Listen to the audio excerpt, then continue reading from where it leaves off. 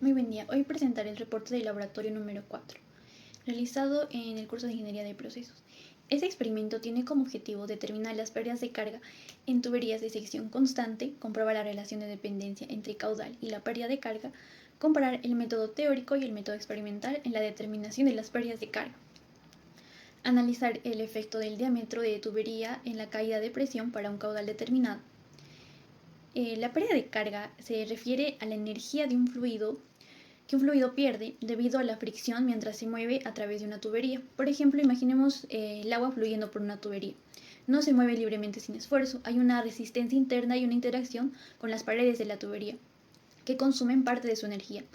Eso quiere decir que cuando un fluido se desplaza por una tubería, experimenta una pérdida de energía por fricción, tanto en las partículas del fluido como en las paredes de la tubería. Esta energía perdida se manifiesta como una caída de presión, y al conjunto de todos estos efectos lo llamamos pérdida de carga. Nuestro objetivo principal fue determinar la pérdida de carga en tuberías rectas y de sección constante, considerando dos métodos: el método teórico, en el cual usamos la ecuación de Darcy, y el método experimental a través de mediciones de caída de presión con un manómetro.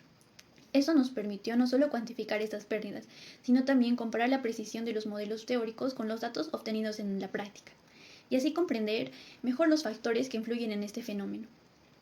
En cuanto al fundamento teórico, la pérdida de carga HF se puede expresar en unidades de longitud o altura. La ecuación fundamental que utilizamos es el de balance de energía mecánica. Para tuberías de diámetro constante y horizontales, la pérdida de carga se simplifica a la diferencia de presiones dividida por el peso específico del fluido, y teóricamente calculamos la pérdida de carga utilizando la ecuación de Darcy-Weisbach, donde F es el factor de fricción, que se determina a partir del número de Reynolds, y la rugosidad de la tubería. Experimentalmente medimos la diferencia de presión entre dos puntos de la tubería utilizando un manómetro diferencial. A partir de esta caída de presión calculamos la pérdida de altura experimental.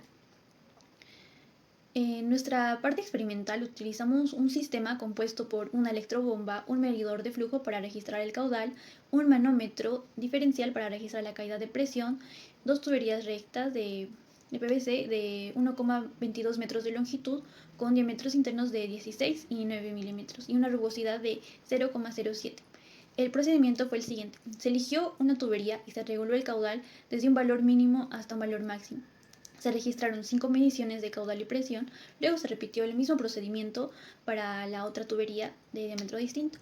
Finalmente obtuvimos la temperatura del agua, que fue de 24 grados, y a partir de nuestros datos recolectados calculamos la velocidad del flujo para cada medición, el número de Reynolds, confirmando que el flujo fue turbulento en todos los casos, el factor de fricción teórico usando la ecuación de Swan, y la pérdida de carga teórica y la pérdida de carga experimental.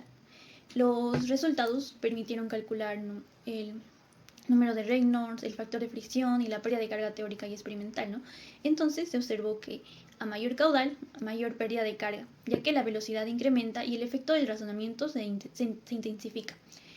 El factor de fricción disminuye cuando el número de Reynolds aumenta, confirmando que en el flujo turbulento se comporta de forma inversa al número de Reynolds. En tuberías más delgadas, como la del diámetro 2, las desviaciones entre teoría y experimento fueron mucho mayores, llegando hasta más del 90% en algunos casos. Esto refleja que las pérdidas no consideradas por el modelo teórico, como las turbulencias, la rugosidad interna, afectan con más fuerza a diámetros pequeños. La pérdida de carga aumenta con el caudal, ya que la velocidad también crece, y eso tiene un efecto cuadrático sobre la pérdida. Se observa dentro de nuestras gráficas hechas a partir de nuestros datos, tanto para el diámetro 1 y para el diámetro 2, las relaciones de pérdida de carga versus el caudal teórico y el experimental siguen una estructura exponencial. Otro aspecto clave en el análisis del efecto del diámetro: al comparar los resultados de ambos diámetros, se evidenció que a menor diámetro, mayor pérdida de carga, incluso con el mismo caudal. Esto se debe a que la pérdida de carga es inversamente proporcional al diámetro. Además, al disminuir el diámetro, la velocidad del fluido aumenta, lo que eleva el número de Reynolds, y aunque el factor de fricción disminuye ligeramente, el efecto de la velocidad es dominante. Para finalizar nuestro laboratorio, este mismo nos permitió aplicar conceptos de mecánica de fluidos en un entorno experimental real, y la conclusión es que la pérdida de carga aumenta con el caudal y disminuye con el diámetro.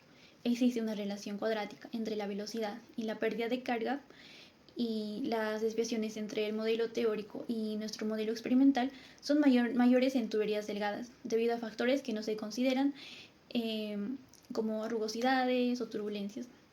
En conclusión, este laboratorio confirma que el modelo teórico de Darcy permite hacer estimaciones útiles, pero en condiciones reales puede existir diferencias importantes debido a factores